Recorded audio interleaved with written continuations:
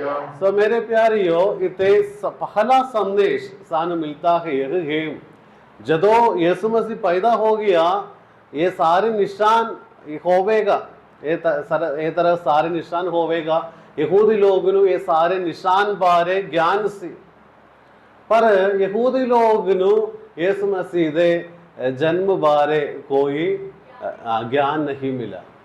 ये लोग कहता है असी खुदा दा चुनिया होया कौम है पर खुदा दिती गया निशान नु देखण लई उसदे कोल समा नहीं सी। Hallelujah hallelujah. और किते उस तक ज्यादा ज्ञान बाकी चीजां उत्ते सी, बाकी वक्रा वक्रा चीजां उत्ते सी। ये खुदा दिती गया साइन देखण लई निशान देखण लई उसदे कोल समा नहीं सी। Hallelujah hallelujah. सो